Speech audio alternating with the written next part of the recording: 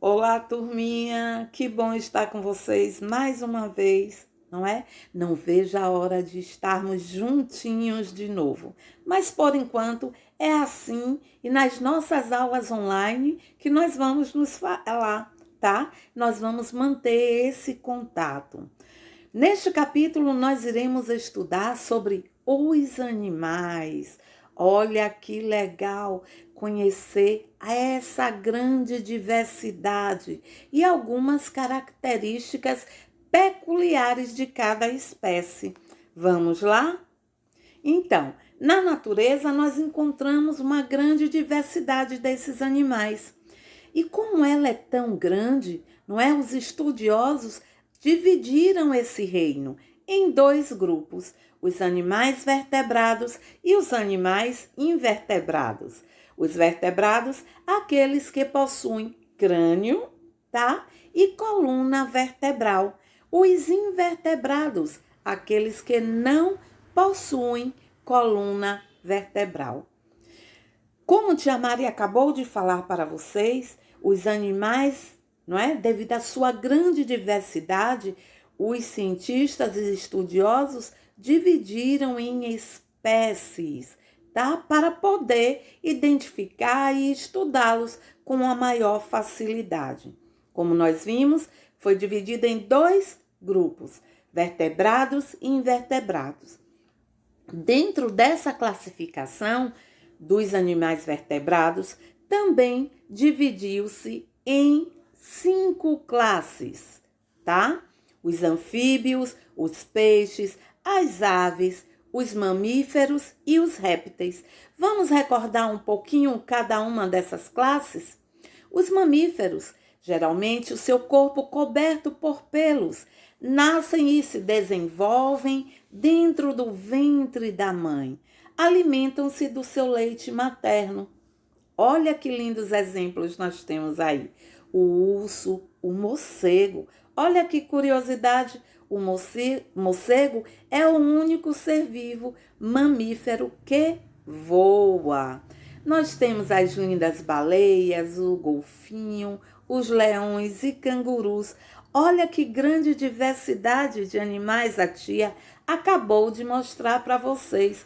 Por isso, há necessidade de subdividir, não é? Essas espécies em outros grupos para podê-los estudá-los com mais facilidade. As aves, seu corpo coberto de penas, tem asa, a sua boca são transformadas em bicos, nascem de ovos, chamados de ovíparos, não é? Respiram como os demais seres vivos, porém, tem algumas diferenças. Nem todas as aves conseguem voar.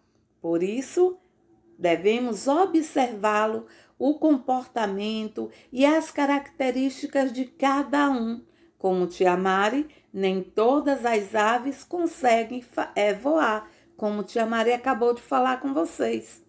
Outra das classes são os peixes. Até o habitat desses seres vivos são diferentes, não é? Eles são seres vivos que vivem na água. Então, o corpo são cobertos por escamas, tem barbatanas, não é? Que possibilitam eles nadarem. Nascem de ovos, respiram por brânquias, tá? Ou guelras. Olha a diferença aí também entre os peixes e a classe que nós vimos lá dos mamíferos, né? Que respiram por pulmões. Vixe, tia Mari, e os peixes conseguem respirar na água? Como? E esse oxigênio, já que eles são seres vivos e necessitam do oxigênio para viver? Então, uma outra curiosidade: o oxigênio dessa espécie está dissolvido na água e ele consegue absorver, respirar e viver. Os répteis. O corpo, às vezes, coberto de escamas superficiais, placas duras, né? Se rastejam ou andam e nascem de ovos.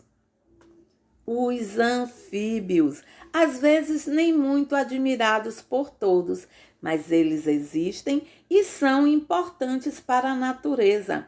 Nós vimos em alguns meses atrás uma grande praga de gafanhoto que estaria se aproximando aqui do Brasil. Sabe o que é isso, turminha? O desequilíbrio ecológico. Onde estão aqueles seres vivos que iriam se alimentar desses insetos? Então, devemos ficar atentos, não é? A falta de algumas espécies no mundo animal pode nos trazer muitos danos, como a chegada de algumas pragas, pois nas relações alimentares um precisa do outro. E aí, se essa relação alimentar for quebrada, isso pode fazer muitos danos. Vamos ver mais agora, aprendendo um pouco mais sobre a outra classificação daqueles animais que são invertebrados, não possuem coluna vertebral. Alguns grupos, não é, desses animais, os vermes, aqueles parasitas, os moluscos, os insetos, os aracnídeos, as esponjas, as medusas, os crustáceos, dentre outros. Vamos classificá-los também e estudar mais um pouquinho. Os vermes, esses parasitas, vocês pensam que eles só nos provocam danos? Não, eles são responsáveis nessa relação alimentar, nessa cadeia alimentar entre os seres vivos, pela decomposição daqueles seres que não possuem mais vida. Olha como eles também são importantes. Vamos ver algumas características deles. Tem o corpo mole, de forma alongada e cilíndrica. Não tem patas, deslocam-se arrastando pelo chão. Uns vivem na terra, outros vivem na água. Lembram daquela musiquinha muito legal? A cobra não tem pé, a cobra não tem mão. Como é que a cobra sobe no pezinho de limão? Pois é uma das formas da criança começar a observar esses seres vivos e as suas habilidades. Olha como são interessantes eles também. Continuando, os moluscos, eles têm o corpo mole, vivem às vezes dentro de conchas para se protegerem dos seus predadores. Há alguns moluscos que vivem no mar, outros na água doce e alguns na terra. Os insetos, alguns lindos e curiosos. Eles possuem antenas, não é, para cheirar e sentir as coisas através das vibrações.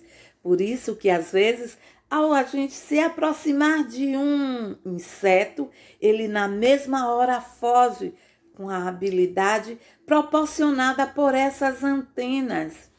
Possuem pernas, não é? São divididas em cabeça, tórax e alguns membros.